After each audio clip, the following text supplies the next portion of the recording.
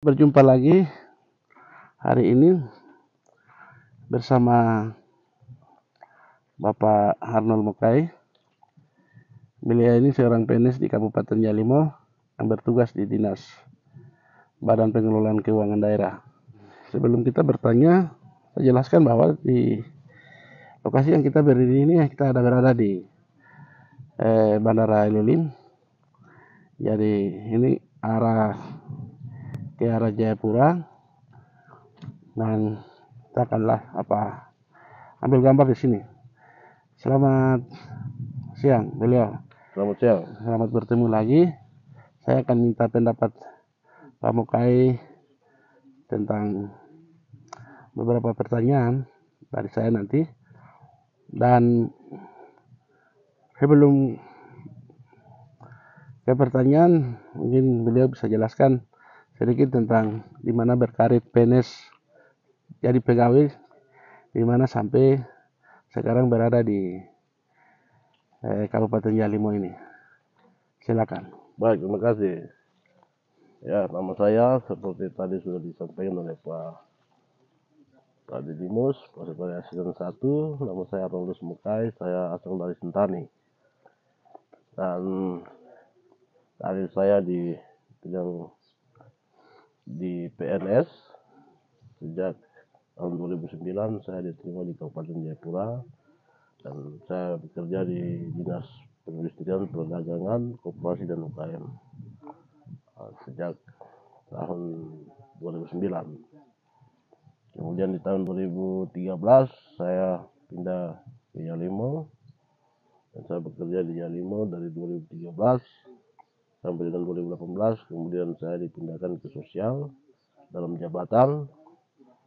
Kemudian selama 2018 sampai dengan 2024 saya tetap di sosial, dan kemudian tanggal 5 Maret tahun 2024 saya dilantik kembali lagi ke keuangan sebagai kepala bidang pengelolaan keuangan.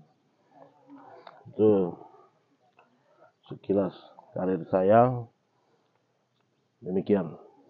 Baik, terima kasih.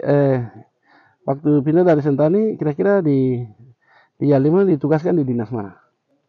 SK-nya di mana? Di dinas mana? Saya pindah dari Gunung Merah dari Kabupaten Jayapura ke Kabupaten Yalimo, ditugaskan di Badan Keuangan. Oke, jadi staf di keuangan. Ya, staf di keuangan. Ya, terus ke sosial, jabatan sebagai apa? Saya sebagai kasubag program. Sebuah program dinas Ya. sosial. Ya. Sosial. Dari sosial sekarang ke dinas keuangan lagi ya? Saya kembali ke dinas keuangan dalam jabatan kepala bidang Kepala bidang pengelolaan keuangan dan aset daerah. Oke, terima kasih. Pengelolaan keuangan daerah. Kepala bidang pengelolaan keuangan daerah. Lanjut ke pertanyaan berikut. Mungkin ini masih menyangkut keuangan daerah. Coba Bapak bisa berikan penjelasan untuk kami semua, baik biar kita ketahui, baik masyarakat Yalimo, bahwa dari penerimaan daerah yang transfer pusat itu, yang biasa kita dengar total sekian itu, dan penggunaannya untuk apa saja, supaya kita tahu bahwa ini untuk belanja pegawai dan lain-lain, terus belanja lain-lain, dan sebenarnya kita pakai bangun nilainya sekian. Saya pikir mungkin Bapak membidangi itu, jadi bisa berikan penjelasan sedikit. Silakan. Ya, baik, terima kasih. Dari sisi pelanggaran kami di Yalimo, setiap tahun penerimaan kita itu mencapai angka 1,1 sekian triliun. Ya. Nah, itu sudah termasuk dengan dana desa kita. Kemudian dana alokasi umum kita itu berkisar di antara 600-an, 500 sampai 600-an. Nah, kemudian memang itu dana yang sebenarnya sifatnya fleksibel di tahun-tahun sebelumnya. Cuman di tahun-tahun yang sekarang ini ada kebijakan pemerintah pusat kaitan dengan mandatory spending. Ya. Jadi itu DAU itu sudah tidak lagi digunakan untuk keinginan daerah saja, tapi harus ada aturan yang mengikat seperti itu. Jadi ada berapa persen untuk pendidikan, kesehatan, infrastruktur itu diatur. Jadi itu nanti setelah semua sudah diatur, sisanya itu yang nanti akan dipakai, dipisahkan dulu belanja pegawai kita berapa, setelah itu baru sisa itu bisa digunakan ke masing-masing dinas sesuai dengan range yang mereka ajukan, seperti itu. Ya. Nah, itu. Kemudian kaitan dengan dana, kalau dana alokasi khusus itu memang sudah ada juknisnya, ya. ada juknisnya. Termasuk Jadi, otsus ya. Termasuk otsus. Jadi itu sudah diatur. Jadi Ya.